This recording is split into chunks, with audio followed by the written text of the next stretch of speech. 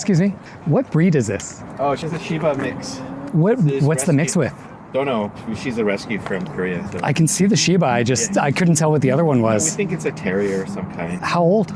She's 4.5. What's her name? Doah. I'm a photographer. Is it okay if I take a photo of her? Sure, yeah. Yeah? She's pretty good. I won't get you in the photo, don't worry. We don't mind. No, it's all, yeah. I mean, yeah, it's a cute dog. Who wouldn't want a photo with it? Can you put your hand right above my lens? Oh, yeah. Doah. Oh, good. She has her own Instagram. Of course she does. Of course she does. Oh, so many cute photos. Oh, yeah. Oh, this just made my day. What is this? Yeah, it's her Barbara Walters. Oh my God.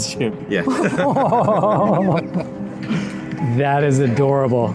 Awesome. Oh man, thank you so much. Yeah, have a great day. Yeah, you as well. Enjoy your weekend. Take care.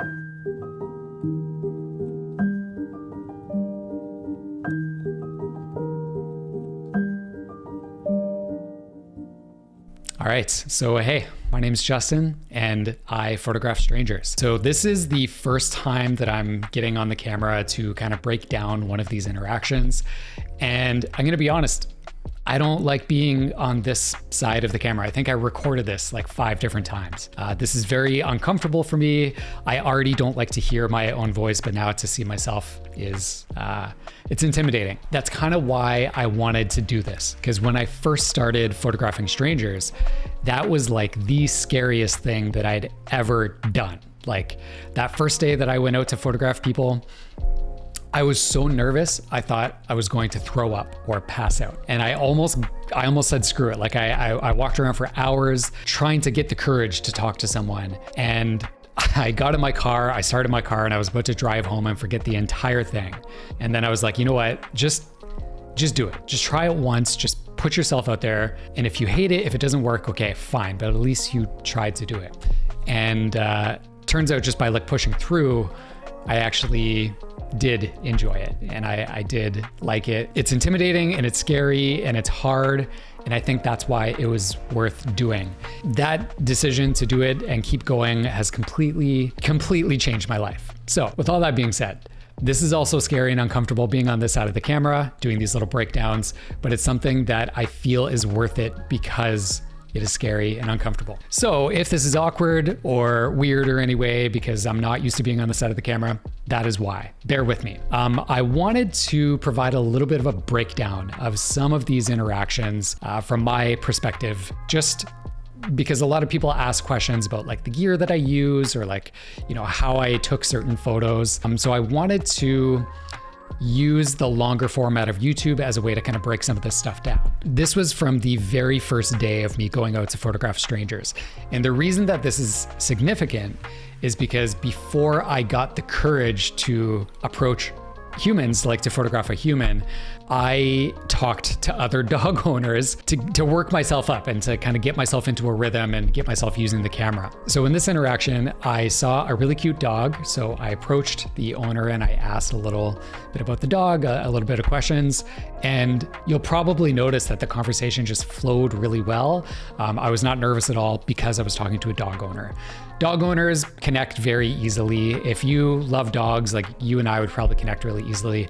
So I wasn't nervous approaching him. And to be honest, I didn't plan on publishing these dog videos from the first day because the intent of this project from the start was to photograph humans and to work on my social anxiety. For those that don't know, I started this entire project because I felt like my social anxiety was at its peak about a year ago. And I wanted to find ways to work on my social anxiety and become more comfortable and confident talking to people. So to get myself a little bit less nervous and just get myself into a rhythm, before I approached any humans, I photographed dogs as practice. And I recorded it on my Insta360 GO just because I wanted to get into the rhythm of like, okay, press record, walk up to someone, photograph them, okay. But I never planned on publishing these dog interactions. For some reason in my head, I thought that people wouldn't appreciate the dog interactions as much. And what I've come to learn after publishing a bunch of them is that no, people love dogs. They love the dog interactions, sometimes even more than the human ones. So for this interaction, I approached him, I photographed Doah. I used a Sony a7 IV with a Sony 85mm 1.8 lens. I freaking love this lens. I use it all the time for paid client work. I have also tried the Sony 85mm 1.4 G Master and the second version of that lens. I tried that at Sony Kondo. Both great lenses.